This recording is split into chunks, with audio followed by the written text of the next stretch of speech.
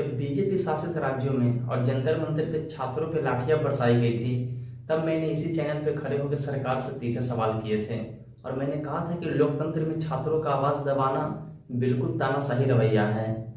लेकिन आज दृश्य बदल चुका है, आज राज्य बदल चुके हैं, आज झंडा बदल चुका है, आज कटघरे में कांग्रेस और उसके गठबंधन की सरकार है।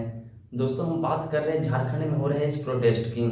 कल तक छात्रों पर हो रही पुलिस की कार्रवाई को जो लोग लॉ एंड ऑर्डर बता रहे थे, आज वही लोग सड़कों पर उतरकर छात्र न्याय के नारे लगा रहे हैं। मेरे दोस्त, अगर आपकी हमदर्दी इस बात पर निर्भर कर रही है कि लाठी चलाने वाली सरकार आपकी पसंद की है या नहीं, तो आप लोकतंत्र के लिए नहीं बल्कि अपनी पसंदीदा राजनीतिक पार्टी के लिए खड़े हैं।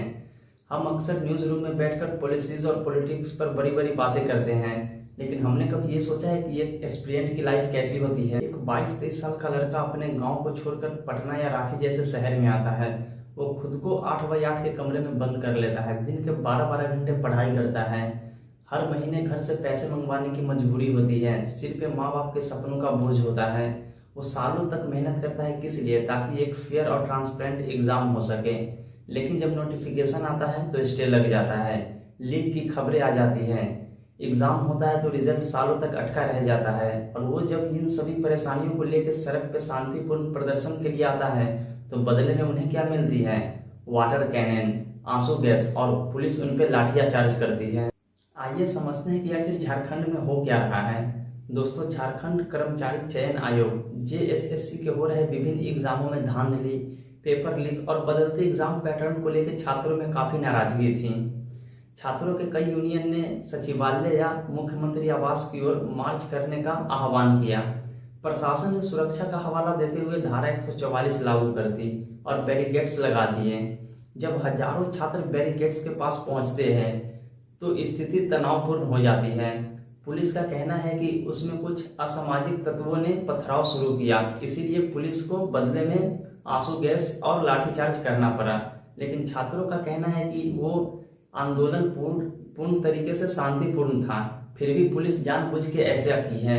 जब यह घटना हुई तो वहां के मुख्य विपक्षी पार्टी बीजेपी के नेताओं के बयान आने शुरू हो गए कि यह सरकार युवा विरोधी है, छात्रों पे लाठीचार्ज लोकतंत्र की हत्या है। सुनने में कितना यह अच्छा लग रहा है, लेकिन आप जरा फ्लैशबैक में चलिए। जब यूपी और MP में प्रतियोगी परीक्षाओं के छात्रों पर लाठीचार्ज हुए थे, तब यही लोग बोले थे कि वो छात्र नहीं, उपद्रवी है, उग्रवादी है। अब सिक्के का दूसरा पहलू देखिए। राहुल गांधी देश भर में घूम घूम कर न्याय की बात करते हैं, युवाओं को उनके रोजगार का हक देने की बात कर रहे हैं, लेकिन जब उनके अपनी गठबंधन की सरकार में छात्रों पर लाठियां बरसाई जा रही है तो उनको कुछ भी याद नहीं आ रहा और उनके शीर्ष नेता अभी साइलेंट मोड पे अचानक चले गए हैं।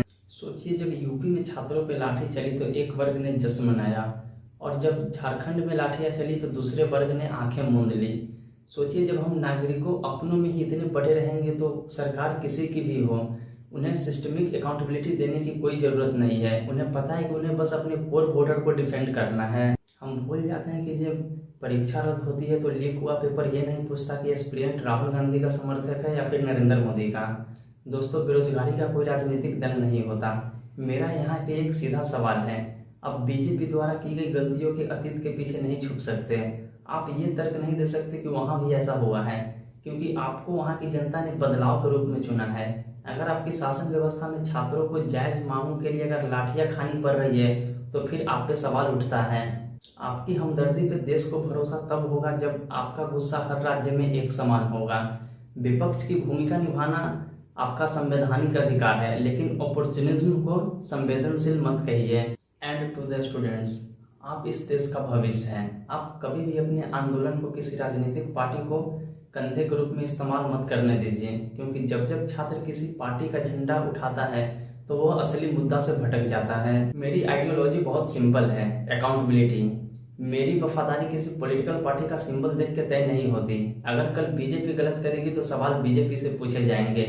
आज कटघरे में कांग्रेस की गठबंधन सरकार है तो सवाल उनसे पूछा जाएगा।